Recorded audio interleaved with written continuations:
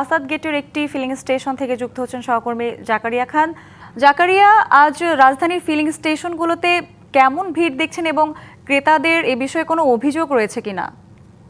সঞ্জিদা, অভিযোগ কিন্তু রয়েছে, ভিড়ও আমরা দেখতে পেয়েছি। তবে অভিযোগ যেটি রয়েছে সেই অভিযোগগুলো তারা যেটি করছেন যে পাম্পগুলো থেকে যে নির্ধারিত সময় বেঁধে দেওয়া হচ্ছে সেই সময়ে আসলে তারা আসছেন এবং সেখান থেকে তেল পাচ্ছে না। তবে দুই একটি পাম্পে কিন্তু নিরবিচ্ছিন্নভাবে তেল সরবরাহ করা হচ্ছে। যেমন আমি আসাদ গেটের এই যে পাম্পটিতে এখন রয়েছে সেখানে কিন্তু আমরা কথা বলেছি, তারা কিন্তু গত কয়েকদিনে নিরবিচ্ছিন্নভাবে তেল সরবরাহ করেছেন। এবং এর বাইরে আমি ঘুরছিলাম মিরপুর এরিয়ায়, মহাখালী, তেজগাঁও এরিয়াগুলোতে আমি গিয়েছিলাম। সেখানে আমি যেটি দেখেছি, অধিকাংশ পেট্রোল পাম্পই এই মুহূর্তে বন্ধ রয়েছে এবং যেগুলো খোলা রয়েছে তাদেরও কিন্তু সকালের মধ্যেই যে রিজার্ভে যে তেল ছিল সেই তেল শেষ হয়ে গেছে এবং তাদের গাড়ি গিয়েছে ডিপোতে।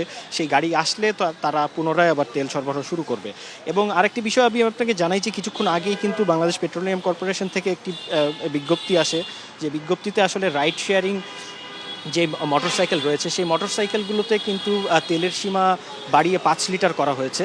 তবে আমরা এই মাঠ পর্যায়ে পাম্পগুলোতে এসে যতটুকু জানতে পেরেছি, এদের কাছে কিন্তু এখনও সেই বিজ্ঞপ্তির খবরটি এসে পৌঁছায়নি, অর্থাৎ অফিসিয়াল কোনো কাগজপত্র তারা পাননি। 72 ঘন্টা ময়েশ্চার লক সমৃদ্ধ লিলি বডি ওয়াশ শিয়া বাটারের গুডনেস স্কিন রিপেয়ার করে রাখে সফট ও গ্লোয়িং। এবং তারা বলছেন যে তারা যখনই এই বিষয়ে জানতে পারবেন, অফিসিয়ালি তাদেরকে জানানো হবে, তারা কিন্তু সেই নতুন নির্ধারিত সীমা অনুযায়ী তারা আবার তেল বিক্রি শুরু করবেন। এবং আমরা এই রাইড শেয়ারিং যারা এখানে আসছেন তেল নিতে তাদের সাথেও কথা বলেছিলাম। তারা বলছিলেন যে এটি অবশ্যই একটি ভালো উদ্যোগ, কারণ দিনে তাদেরকে 2-3 বার এখানে আসতে হতো।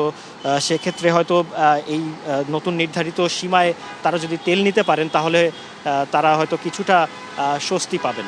তো সঞ্জিদা, তেল নিয়ে আমার কাছে ফিলিং স্টেশনগুলো থেকে এতটুকুই সর্বশেষ ছিল। সঞ্জিদা।